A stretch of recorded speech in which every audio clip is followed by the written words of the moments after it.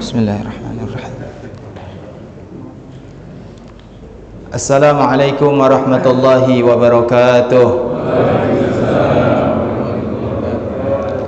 Alhamdulillah wassalatu wassalamu ala sayyidina Rasulillah Sayyidina Muhammad ibn Abdullah wa ala alihi wa sahbihi wa mawalah, amma ba'd.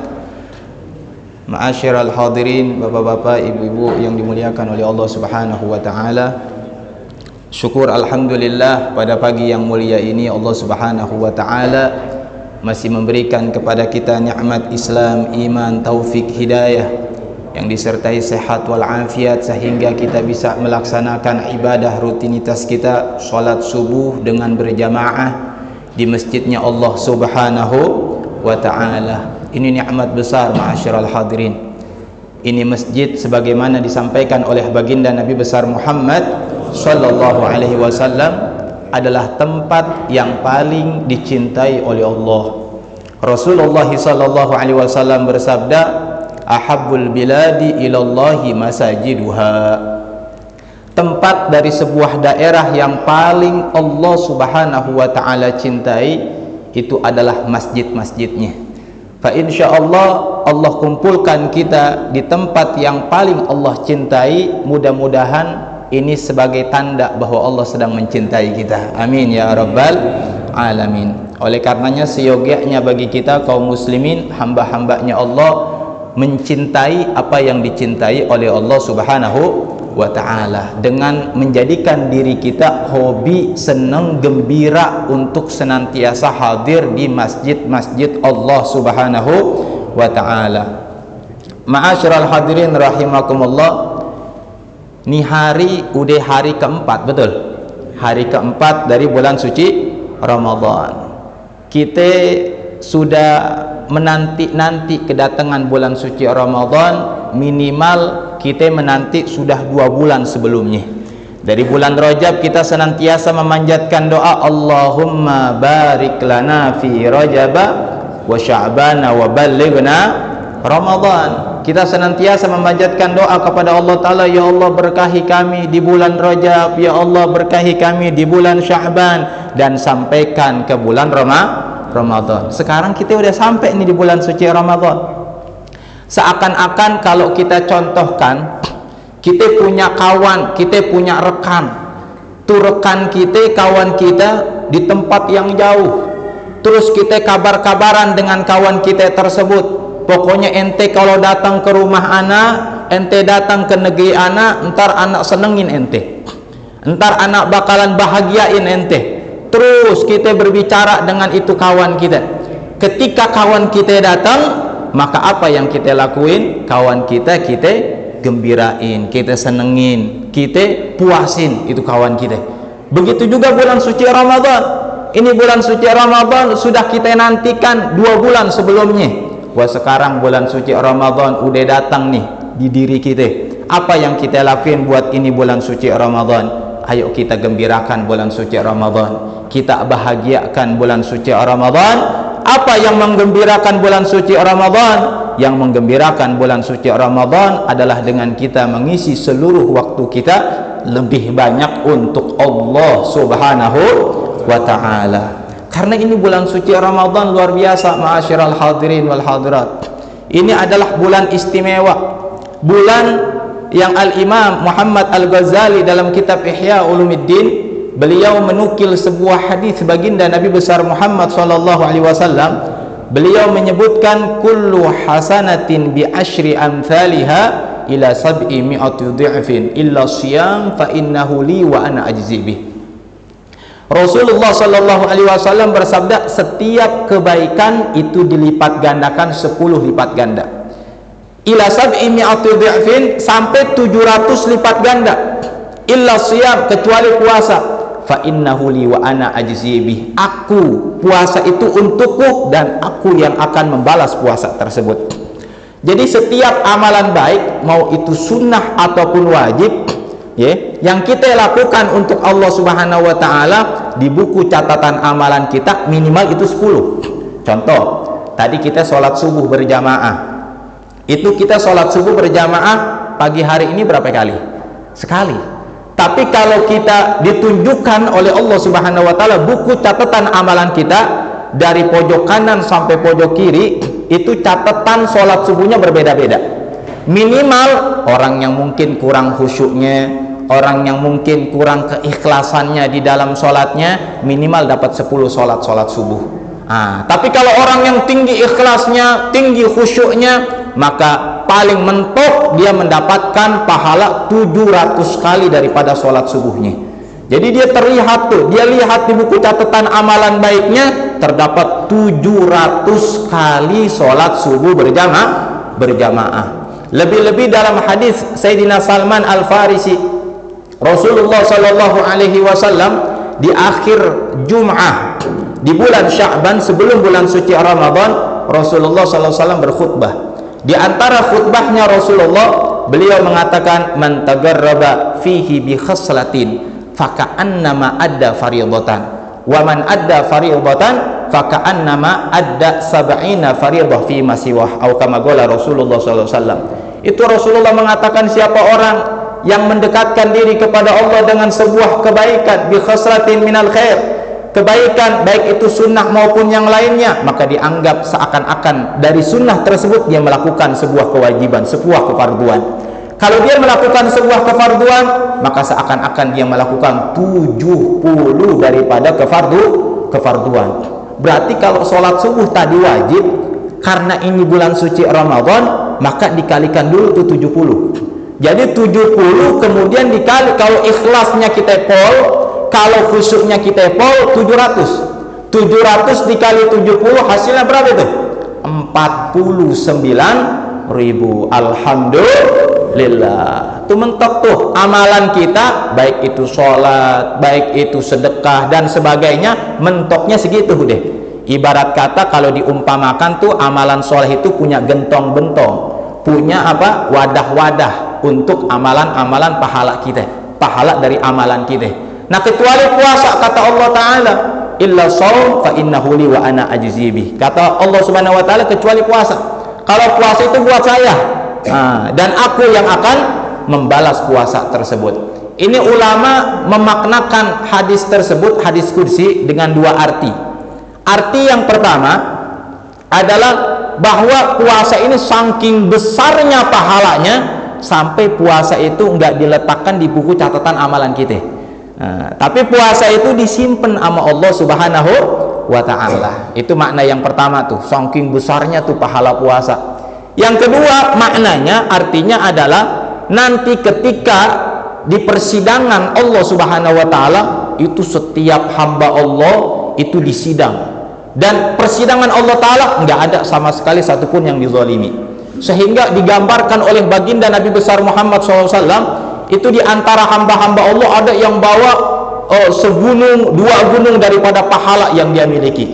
Tapi ketika disidang oleh Allah Subhanahu wa ta'ala, ada orang yang satu datang, ya Rob, fulan waktu di dunia nampolin saya, ya Rob, fulan waktu di dunia caci maki saya. Datang lagi yang ketiga, ya Rob, fulan dulu punya hutang belum dibayar kepada saya.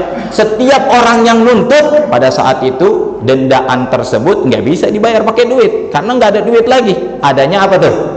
Pahalanya tuh. Kata Allah Ta'ala, berikan ya malaikatku kepada orang yang menuntut orang tersebut. Dikasih tuh, dicomot pahalanya sedikit, sampai dikatakan ada di antara hamba Allah Ta'ala, awalnya dia bawa bergunung-gunung daripada pahala, kemudian karena banyak tuntutan daripada manusia yang lainnya, sehingga bukan lagi pahala. Ketika pahalanya habis, tapi ada lagi yang datang nuntut dia, ya Rabb fulan beginiin saya, ya Rabb fulan begituin saya. Kata Allah Ta'ala, ambil dah pahalanya. Malaikat lapor sama Allah Ta'ala, ya Rabb, nih orang udah bokeh ini, kagak sama sekali ada pahala di dirinya. Maka kata Allah Subhanahu wa ta'ala, kalau begitu orang yang nuntut tadi tuh, ya, dosanya dilimpahkan kepada orang yang dituntut. Wala'iyadzubillah min dzalik. Makanya kita ini kalau jadi manusia, jadi hambanya Allah Ta'ala, jangan kita punya urusan sama sesama manusia, jangan kita punya urusan yang merugikan orang lain. Lebih baik, ini juga salah, lebih baik kita punya urusan alias maksiat dosa ke Allah Ta'ala. kita minta ampun sama Allah Ta'ala, insya Allah Allah Ghafurur Rahim, Allah Maha Pengampun. Tapi kalau kita urusannya sama manusia, Allah Ta'ala udah lepas tangan udah. Antara kita dengan sesama manusia tersebut. Makanya kita jadi hambanya Allah Ta'ala harus pinter-pinter menjaga diri berurusan ya berkaitan dengan sesama manusia. Nah, pada saat itu tuh hamba-hamba yang berpuasa di bulan suci Ramadan dari umatnya baginda Nabi besar Muhammad SAW itu dipanggil tuh sama Allah Ta'ala, ya abdi ta'al, tuh sini dipanggil sama Allah Subhanahu Wa Ta'ala. Girang ini hamba, karena pada saat itu bukan lagi bokeh, pada saat itu dia punya dosanya udah nggak ada pahalanya sama sekali, dipanggil sama Allah Ta'ala, girang nih hamba. Kemudian Allah Ta'ala katakan, ya abdi fa innaka la tuzlam al-yawm innaka lana hasanah ma akhadna au kama gal. Dikatakan kamu itu punya kebaikan, kamu itu punya pahala yang gak kami ambil ketika ada yang nuntut. Kaget ini hamba, mahiyya ya Rob, ada pahala yang mana ya Rob? Perasaan udah habis daripada buku catatan amalan saya. Maka kata Allah Subhanahu Wa Ta'ala, as-shaum fa innahu li wa ana ajzi bih. Puasa tuh disimpan pahalanya sama Allah Ta'ala, nggak ada yang dikasih, lihat dan ditunjukkan pahala tersebut karena disimpan oleh Allah Subhanahu Wa Ta'ala. Ketika sangat kita membutuhkan pahala tersebut, Allah panggil kita dan Allah memberikan pahala tersebut sehingga akhirnya bisa masuk ke dalam surganya Allah Subhanahu Wa Ta'ala. Alhamdulillah, luar biasa tuh bulan suci Ramadan ya. Keistimewaan ini adalah khususiat untuk umatnya Nabi besar Muhammad Sallallahu Alaihi Wasallam. Dan lagi di dalam bulan suci Ramadan ini buat kita semangat ya, buat kita semangat nih menjalankan puasa di bulan suci Ramadan dan memuliakan bulan suci Ramadan. Sebenarnya kajian kita setiap bulannya adalah hadis ya, hadis Arba'in An-Nawawi, akan tetapi karena momentumnya bulan suci Ramadan, mudah-mudahan ya dengan kita bahas tentang sedikit banyaknya bulan suci Ramadan menjadikan keberkahan buat kita, amin ya rabbal alamin. Lebih-lebih di bulan suci Ramadan ini ada satu malam yang nggak asing lagi malam tersebut. Cuma sayangnya meskipun nggak asing, kadang-kadang kita kayak melalaikan malam tersebut. Malam tersebut adalah malam Lailatul Qadar. Ini khususiat yang luar biasa ma'asyiral hadirin. Malam Lailatul Qadar ini adalah malam istimewa, malam terafdol setelah malam dilahirkannya Nabi Muhammad SAW. Jadi kalau kita nih umatnya Nabi ditanya kapan sih malam yang paling afdol buat kita? Malam yang paling afdol buat kita adalah malam dilahirkannya baginda Nabi Muhammad Sallallahu Alaihi Wasallam. Kapan tuh lahirnya Nabi? Malam 12 Rabiul Awal, malam Senin ya, malam Senin deket-deket daripada waktu subuh. Itu lahirnya Nabi SAW. Malam terafdol adalah malam buat kita nih adalah malam dilahirkannya Nabi Muhammad SAW. Karena berkat dilahirkannya Nabi Muhammad SAW, malam-malam yang afdol yang lainnya ikut diberikan kepada kita umatnya Nabi SAW. Kemudian keutamaan bulan suci Ramadan itu diberikan kepada kita. Lantaran apa? Karena datangnya munculnya Nabi Muhammad Sallallahu Alaihi Wasallam. Jadi sumbernya semuanya karena wujudnya Nabi Muhammad SAW. Makanya malam dilahirkannya Nabi Muhammad itu adalah malam terafdal buat kita. Tapi kalau buat diri baginda Nabi Muhammad SAW, malam terafdal untuk beliau itu adalah malam di Isra dan di Mi'rajkannya beliau. Karena apa? Karena ketika dimi'rajkannya beliau ke atas langit, kemudian di situ Allah berjumpa dengan Nabi Muhammad Sallallahu Alaihi Wasallam, dan itu malam terafdal buat Nabi Muhammad SAW. Setelah malam dilahirkannya Nabi, maka malam yang kedua yang paling afdal adalah malam Lailatul Qadar. Saya teringat perkataan Sayyidi Al-Habib Salim bin Abdullah Syatiri. Ini riwayat Lailatul Qadar itu banyak riwayatnya Pak, banyak riwayatnya. Tapi beliau menukil riwayat dari Al-Imam Sayyidina Al-Imam Malik dalam kitab Al-Muwatta dalam hadisnya.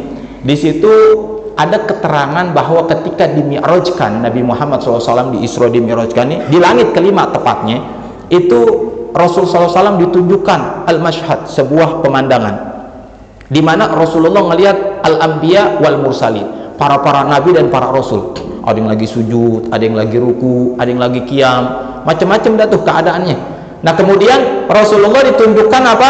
Ditunjukkan umat para rasul. ada yang punya 100, 200, 1000, 2000, bahkan ada yang punya satu umat. Kalau Nabi kan nggak punya umat, para Rasul ada yang punya satu umat.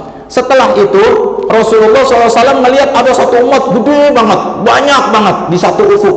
Maka Rasulullah SAW bertanya kepada malaikat Jibril, ahia ummati, apakah ini umatku ya Jibril? Maka malaikat Jibril mengatakan, la, itu bukan umatmu ya Rasulullah, itu adalah Bani Israel, umatnya Nabi Allah Musa alaihi wa ala nabiyina afdhalus salatu wassalam. Dicariin kita sama Rasulullah SAW, lalu di mana umatku, di mana umatku wahai Jibril? Maka kemudian Sayyidina Jibril menunjukkan kepada Rasulullah di ufuk yang lainnya, ternyata di ufuk yang lainnya terdapat suatu umat yang lebih banyak, berlipat ganda, lebih banyak daripada umatnya Nabi Allah Musa, yaitu Bani Israel, yaitu umatnya baginda Nabi Muhammad sallallahu alaihi wasallam. Sayyidina Jibril kemudian mengatakan, minhum sab'una alaf yadkhuluna jannah bighairi hisab. Ada 70.000 dari umatmu masuk surga tanpa hisab. Mudah-mudahan kita termasuk dari golongan tersebut. Amin. Ma'asyiral hadirin rahimakumullah. Selesai daripada hal tersebut, kemudian Rasulullah ditunjukkan umur-umur masing-masing umat. Ditunjukin tuh sama Allah Subhanahu wa taala. Ketika ditunjukin, di situ Rasulullah sallallahu alaihi wasallam melihat antara beberapa umat ini umurnya panjang-panjang. Ada yang 100, ada yang 200, ada yang 700, bahkan ada yang 1000. Jadi ada umat-umat terdahulu itu umurnya sampai ribuan. Ini kalau bangsanya zaman sekarang ada orang yang umurnya jangan ribuan dah, jangan kata ribuan, 200 aja. Itu modelnya udah kayak gimana tuh? Yang 100 aja udah kayak apa ya? Udah jompo ya, apalagi yang 200, apalagi kalau ada yang 1000. Wah, itu nggak ada dari umatnya Nabi SAW sampai ratusan sampai ribuan seperti itu. Alhasil Rasulullah lihat ini umurnya panjang-panjang banget umat-umat terdahulu. Sampai akhirnya Rasulullah setelah itu ditunjukkan amalan-amalan mereka. Dan yang menakjubkan baginda Nabi Muhammad SAW, ada di antara kaum Bani Israel, seseorang yang umurnya 700 tahun itu dipakai untuk berjihad di jalan Allah. Antum bayangin 700 tahun berjihad di jalan Allah. Sedangkan rohatun aw ghadwatun fi sabilillah khairun minad dunya wa fiha. Sejenak atau sedetik di jalan Allah, jihad fi sabilillah itu lebih bagus daripada menginfakkan dunia dan seisinya. Coba antum bayangkan bagaimana kalau 700 tahun dia gunakan untuk jihad fi sabilillah. Otomatis pahalanya luber-luber, betul? Wah, banyak banget tuh pahalanya. Nah, di situ Rasulullah SAW, apa yang Rasulullah SAW terbenak di dalam hatinya? Yang terbenak di dalam hatinya bukan diri beliau, yang terbenak di dalam hatinya kita nih, umatnya Nabi Muhammad SAW. Sayang Nabi Muhammad dengan kita umatnya. Pada saat itu Rasulullah SAW langsung mengangkat kedua tangannya meminta kepada Allah Subhanahu wa taala, ya Rabb, anattasil a'mal ummati ma'aqisari a'mariha ila a'mal umamis sabiqah ma'atuli a'marihim. Ya Rabb, saya pengen tuh umat saya yang pendek-pendek umurnya 60-70 itu sampai amalan seperti amalannya orang-orang yang terdahulu disertai umurnya yang panjang-panjang. Jadi Rasulullah pengen umatnya yang umurnya pendek, nggak apa-apa deh ya Rabb, ya umat saya ini umurnya pendek-pendek 60-70, di atas 70 namanya panjang umur berarti, di atas 70 namanya panjang umur. Tapi saya pengen amalan mereka itu bisa mengalahkan amalan umat terdahulu. Perhatiin tuh, sayangnya Nabi Muhammad SAW ngakalin bagaimana supaya kita ini menjadi umat yang paling utama, yang paling terdepan daripada umat-umat terdahulu. Maka karena Rasulullah SAW Habibullah, kekasihnya Allah Ta'ala, apa yang dipengen Nabi digobol oleh Allah Subhanahu Wa Ta'ala, maka diberikanlah, dianugerahkanlah Lailatul Qadar. Itu Lailatul Qadar, kalau kita dapetin pahalanya, maka kita seakan-akan lebih beribadah lebih daripada 83 tahun 4 bulan. Itu kalau sekali kita dapetin. Kalau lebih daripada 1 tahun 2 kali lipat. Kalau 12 kali kita dapetin, berarti 12 tahun nih.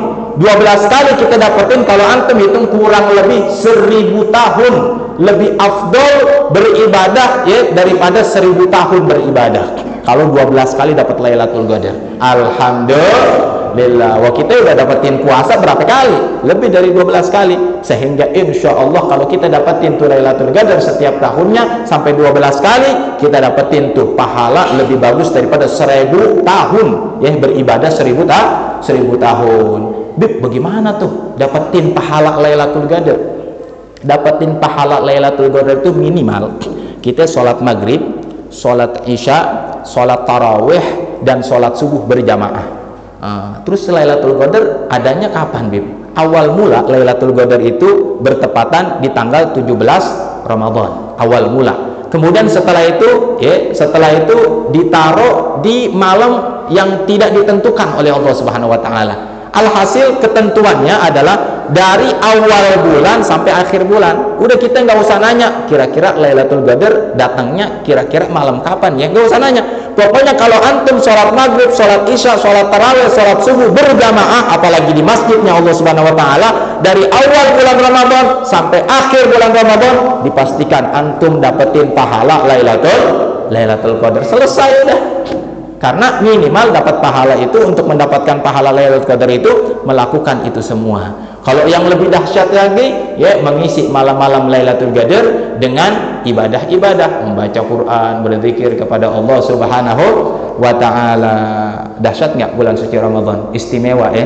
Nah, makanya para ulama bilang, karena istimewanya bulan suci Ramadan, kita jangan sampai nyanyain bulan suci Ramadan. Karena bulan suci Ramadan ini bukan hanya istimewa untuk memberikan rahmat doang, tapi bisa jadi malapetaka buat kita. Bagaimana tuh? Kok bulan Ramadan jadi malapetaka? Iya, bulan Ramadan jadi malapetaka kalau kita tidak menghormati daripada hak-hak bulan suci Ramadan. Makanya ya, sampai turun tangan Sayyidul Malaikah wa Sayyidul Anbiya wal Mursalin. Turun tangan malaikat Jibril langsung ngomong ke Rasulullah, "Man adraka Ramadan famata falam yughfarlah famata fadakhala an-nar fa'abadahu Allah bil amin faqultu amin." Atau kama qala Rasul sallallahu alaihi wasallam. Kata Nabi Muhammad SAW, malaikat Jibril datang barusan berkata kepadaku, "Ya Rasulullah, ya Muhammad Rasulullah, siapa orang yang dapetin bulan suci Ramadan falam yughfarlah, tapi dosanya enggak diampunin oleh Allah Subhanahu wa taala, famata dia meninggal, pada kolanar masuk neraka lagi, fa'abadallah, mudah-mudahan Allah jauhin rahmatnya dari orang tersebut, katakan amin." Maka Rasulullah katakan amin. Fakultu amin, aku katakan amin. Serem ini bulan suci Ramadan, Pak ya, bukan hanya bulan rahmat, tapi bulan malapetaka juga kalau kita nggak bisa menghormati hak-hak bulan suci Ramadan. Makanya kata para ulama, minimal nih kita untuk mendapatkan rahmat Ramadan dan jauh dari malapetaka Ramadan, kita lakuin 5 hal ini. Jangan sampai lupa nih 5 hal. Yang insya Allah 5 hal ini kita bisa praktekkan mumpung ini masih hari keempat bulan suci Ramadan. Jangan sampai kita enggak lakuin, sehingga akhir bulan suci Ramadan kita mendapatkan apa yang didapatkan orang-orang soleh, hamba-hambanya Allah Ta'ala Subhanahu wa Ta'ala. Baik, yang pertama kata para ulama, ketika datangnya bulan suci Ramadan, nih yang pertama, kita mesti bersyukur. Makanya ada di antara mereka mendengar sidang isbat ya, penentuan besok Ramadan itu sampai nangis, Pak. Karena saking bersyukurnya, berapa banyak orang yatamanna idrok syahri Ramadan famata qoblal Ramadan. Mereka ngarep nyampe bulan suci Ramadan, ketepatan bulan suci Ramadan meninggal dunia. Banyak tak model begitu? Banyak. Banyak. Wah, kita alhamdulillah dikasih kesempatan sama Allah nih dapetin bulan suci Ramadan. Dikatakan al-mu'min as-salih la yazidu bituli umrih illa birran wa ihsana. Kalau kita mau jadi orang yang mukmin yang soleh, ketika ditambah umurnya oleh Allah Ta'ala, enggak lagi ada yang bertambah melainkan birran wa ihsana, kebaikan nih. Satu sahabat datang ke Rasulullah, "Ya Rasulullah, ayyunas khair wa ayyunas syar." Siapa sih ya Rasulullah orang yang terbaik di dunia ini? Siapa sih ya Rasulullah orang yang terburuk di dunia ini? Apa jawab Rasulullah? Jawab Rasulullah, "Khairun nas man tala umruhu wa hasuna amalu, wa syarrun nas man tala umruhu wa sa'a amalu." Kata Nabi Muhammad SAW, orang tuh yang paling baik, wahai sahabatku, adalah orang yang dikasih umur panjang, tuh umur panjangnya menjadikan dia makin baik. Tuh orang yang baik tuh, orang yang paling baik di dunia. Tapi sebaliknya, orang yang paling buruk di dunia ini dikasih umur sama Allah Ta'ala bukan makin baik, dosanya makin menumpuk. Waliyadzubillah min dzalik. Nah, kita ini ya manusia pilihan. Antum mau jadi yang mana? Khairun nas atau syarrun nas, terserah antum.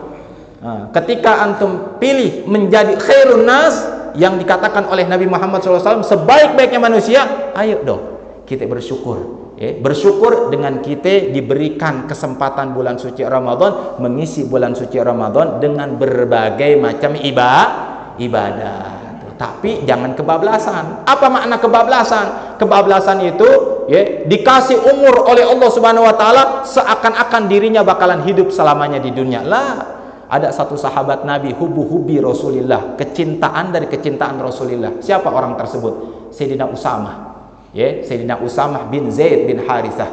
Jadi Sayyidina Zaid ini adalah hubbu Rasulillah, kecintaan Rasulullah. Beliau punya putra namanya Sayyidina Usamah. Sayyidina Usamah ini terkenal dengan sebutan apa? Hubbi Rasulillah, kecintaan dari kecintaan Rasulillah. Dikatakan Sayyidina Usamah ini pernah ke pasar beli budak perempuan jariyah dengan harga sekian-sekian pada saat itu, dengan dibayar tempo selama 1 bulan. Nah, ini ibarat kata, kalau kata kita mah beli motor begitu nyicil, beli, kalau ibu-ibu misalnya beli perabot nyicil, betul, beli rumah nyicil, sampai berita tersebut ke Rasulullah SAW. Sayyidina Usamah beli budak perempuan nyicil sebulan loh, nggak setahun. Motor biasanya berapa tahun? Paling 3 tahun, betul. Allah, ini sebulan nyicil, nyampe beritanya ke Rasulullah Sallallahu Alaihi Wasallam. Ketika nyampe ke Rasulullah, berita bahwa Sayyidina Usamah bayar nyicil selama 1 bulan beli budak perempuan. Apa kata baginda Nabi Muhammad SAW? Kata Nabi Muhammad SAW, Inna Usamah latawilul amal. Ini Sayyidina Usamah ini, ini panjang angan-angannya. Apa maksudnya panjang angan-angan? Dia menyangka dirinya seakan-akan bakalan hidup 1 bulan. Perbuatan tersebut adalah perbuatan yang tercela, yang dibenci oleh Allah Subhanahu wa taala. Orang ngerasa dirinya hidup, jangankan sebulan, dia merasa dirinya hidup besok, dia merasa dirinya hidup sejam lagi, itu termasuk perbuatan tercela, ma'asyiral hadirin. Kata Nabi Muhammad SAW, sampaikan ke Usamah, saya ini, Rasulullah saya ini, kata Nabi Muhammad, kalau lagi ngebuka mata begitu tuh, kan kita sering kedip-kedip ya, kalau lagi ngedipin mata, ngebuka kelopak mata, itu saya pikir, saya menyangka bahwa mata saya nggak merem lagi. Ketika saya peremin mata saya dalam kedipan saya pikir saya nggak ngebuka lagi mata saya. Ketika saya memakan sebuah makanan, saya pikir saya nggak mampu untuk mengunyah makanan tersebut. Kenapa? Karena saya menyangka bahwa kematian datang tiba-tiba kepada saya. Tuh, orang mukmin begitu tuh, harus selalu siap, siaga menghadap Allah Subhanahu wa taala.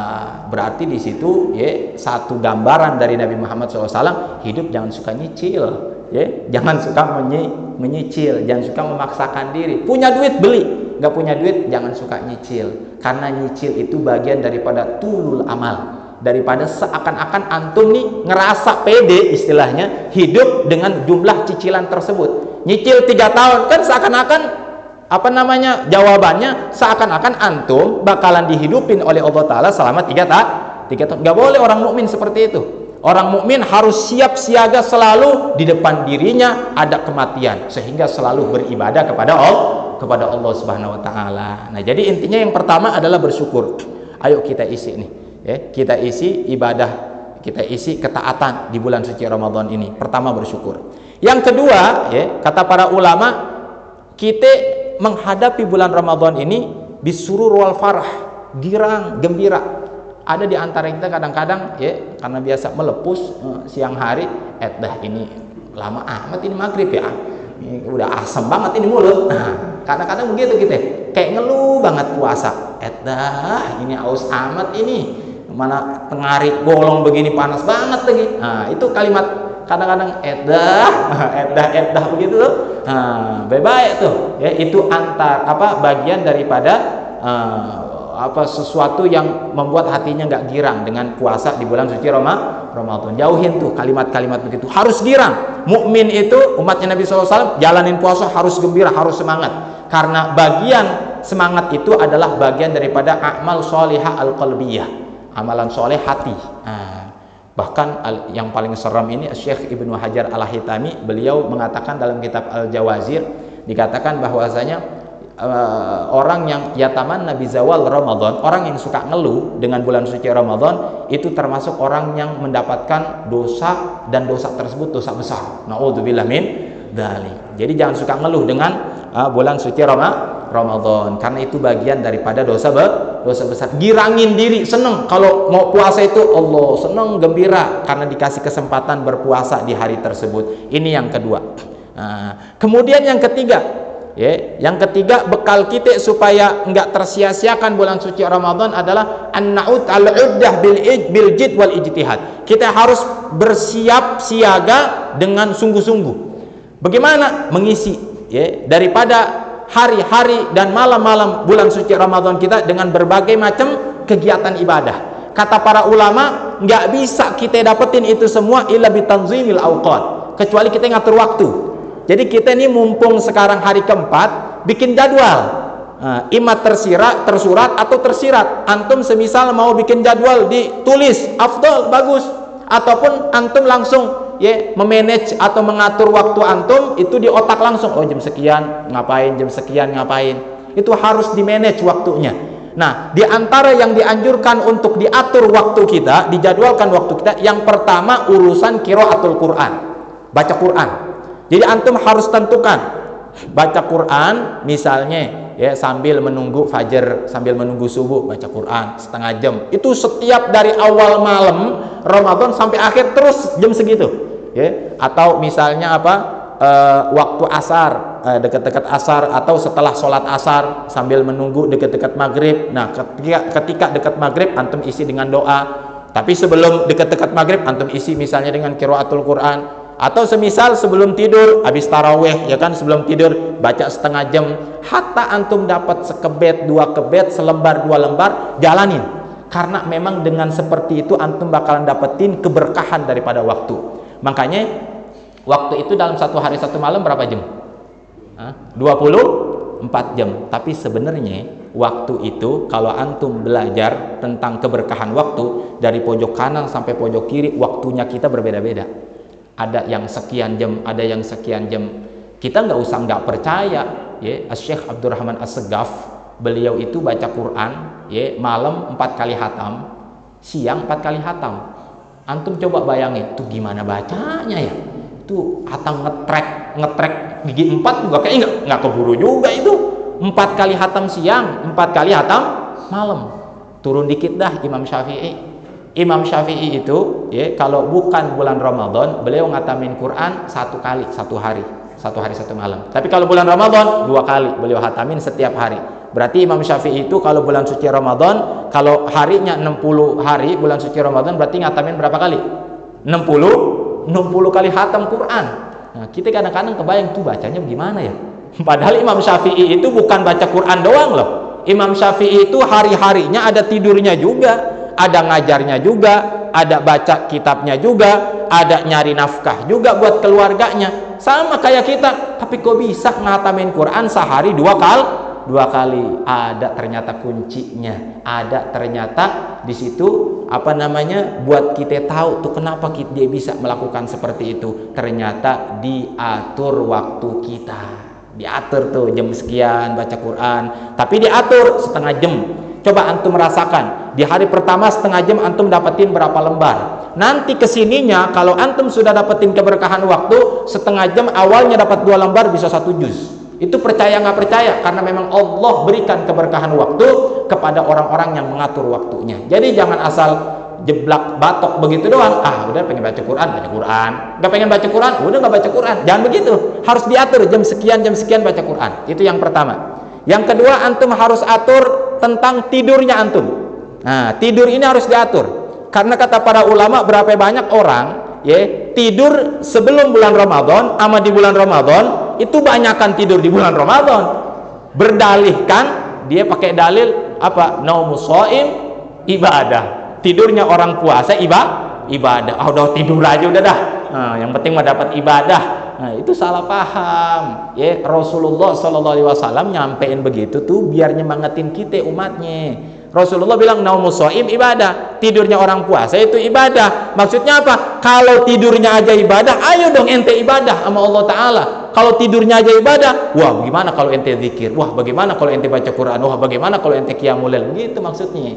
Jadi nyemangatin kita buat apa? Semakin kita ibadah sama Allah Subhanahu Wa Ta'ala, bukan semakin hobiin tidur.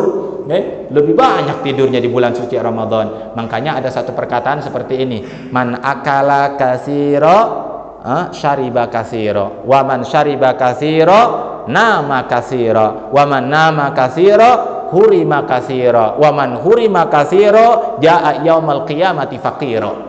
Dikatakan oleh Sayyidi Al-Habib Salim bin Abdullah Syatiri, beliau mengatakan makanya jangan suka banyak makan katanya. Orang yang suka banyak makan, banyak minum. Kita kalau banyak makan otomatis haus nggak? Haus, ya. Orang yang banyak minum, banyak tidur. Dan orang yang banyak tidur, maka dia banyak tercegah daripada rahmatnya Allah Ta'ala. Orang-orang panen dengan rahmat, pahala segala macam, dianya tidur. Orang-orang pada dapetin pahala dari Allah Ta'ala yang besar, dianya tidur. Banyak tercegah dari rahmat dan keberkahan yang Allah Ta'ala bagi-bagi di bulan suci Ramadan.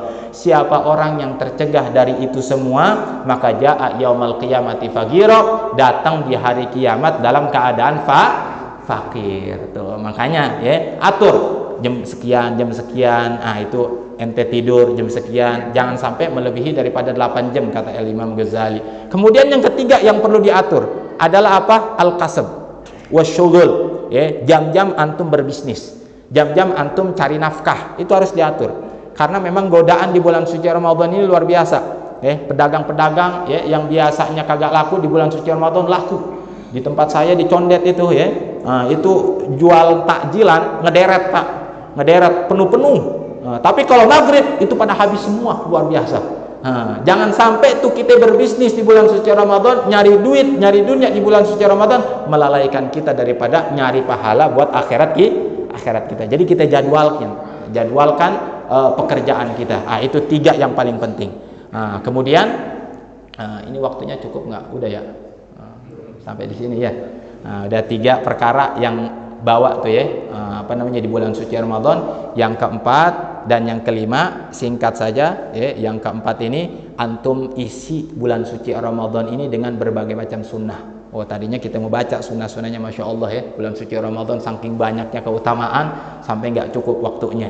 Sunnah-sunnah itu antum pelajarin, tanya ke ustadz-ustadz, ke guru-guru di sekitar antum, apa sih kesunahan-kesunahan yang dianjurkan di bulan suci Ramadan sehingga Ramadan antum ini sempurna. Itu yang keempat. Dan yang terakhir, yang kelima, jaga bulan suci Ramadan ini puasa antum dari berbagai macam maksiat. Karena maksiat itulah yang menghilangkan pahala daripada puasa yang kita capek-capek. Kata Nabi Muhammad SAW, laisa kam min shaim laisa min syiyamihi illal ju' wal atos. Banyak orang yang puasa, kata Nabi, kesian tuh, dia lapar sama haus doang, pahala kagak dapat. Kenapa itu? Karena dia isi puasanya dengan maksiat. Jauhin tuh. 5 perkara ini ya, pesan dan yang kita bisa bawa ke rumah dan kita bisa amalin. Mudah-mudahan menjadikan kita semakin berkah hidupnya di dunia dan akhirat, dan Allah Ta'ala jadikan ilmu yang kita pelajari ilmu yang manfaat dunia dan akhirat. Allah Ta'ala jaga kita di dunia dan di akhirat sebagaimana Allah Ta'ala pertemukan kita di tempat ini. Allah pertemukan kita kelak di yaumil qiyamah bersama baginda Nabi besar Muhammad SAW, masuk surga Ar-Rayyan, pintu khusus untuk orang yang berpuasa. Amin ya rabbal alamin. Allahumma hdina bihudak waj'alna mimman yusari'u fi ridha wa la tuwallina waliyan siwak wa la taj'alna mimman khalafa amraka wa 'asab wa hasbunallahu wa ni'mal wakil wa la haula wa la quwwata illa billahil aliyil azim.